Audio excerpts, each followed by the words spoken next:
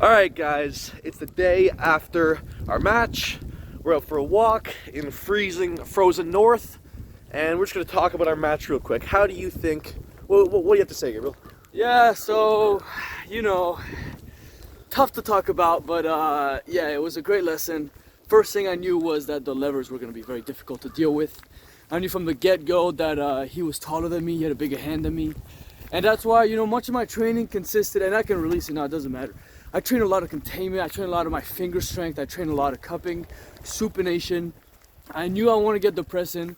I never ever wanted to lose my wrist round one. My plan was, I wanted to do two things. The first thing is I wanted to feel how the setup felt, and depending on how much bite I had, I almost planned on hitting back.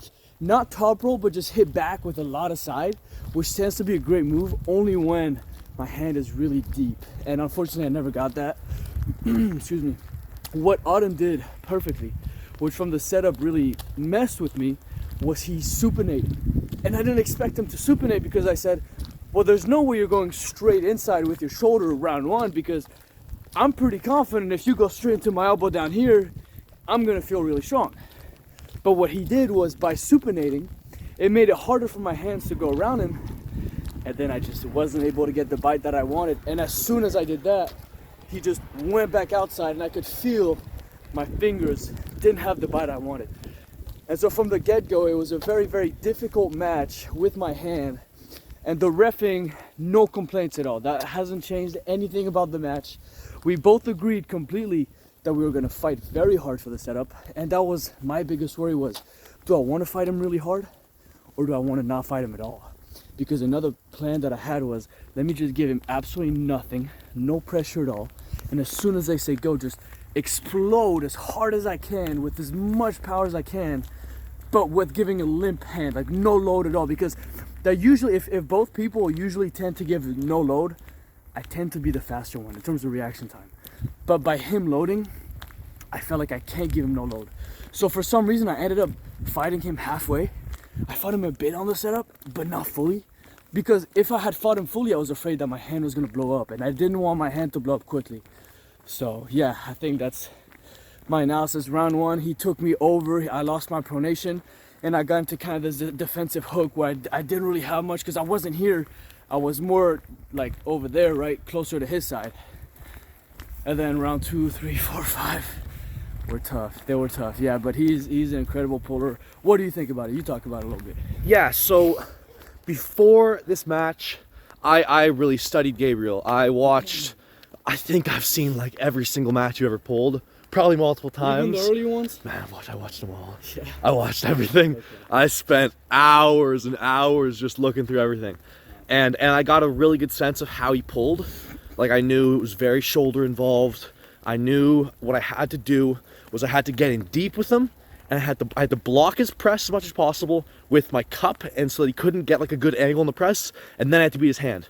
Yeah. So my entire plan was, in the setup, I wanted him to get zero bite, and I wanted all the depth I could. So at the start, I was worried because he was fighting me, because he set the arm up properly. I'm like, okay, if he keeps doing this, we're going ref grip, and it's gonna be an issue. And luckily, I kind of coaxed him out of it, and he made a couple mistakes in the setup that allowed me to get the depth that I needed without him getting much of the bite.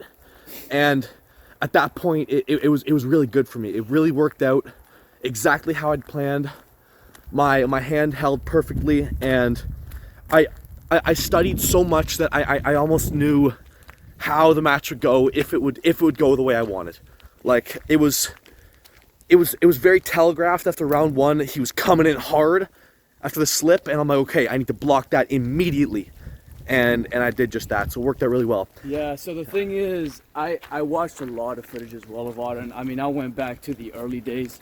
I even found myself watching him as a child, which, the thing about Auden is, if you look at footage of him 5 to 6 months ago, which for some people is not a very long time, if you look at me 5 to 6 months ago, I've gone stronger, but my pulling style has not changed that much.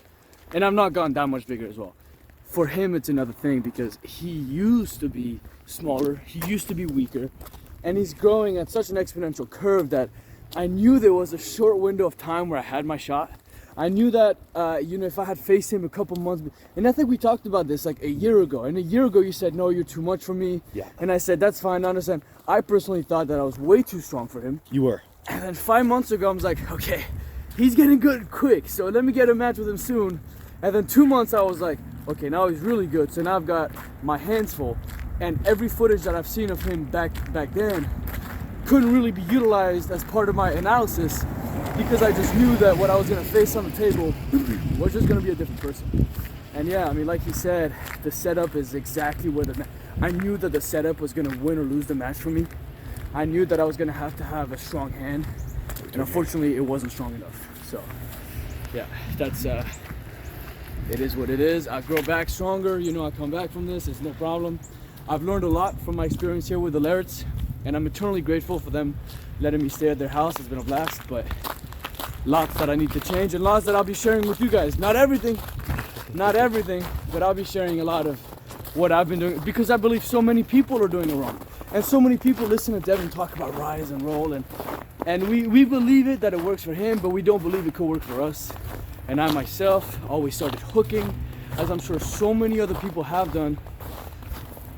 It's not the way to go. It's not the way to go, guys.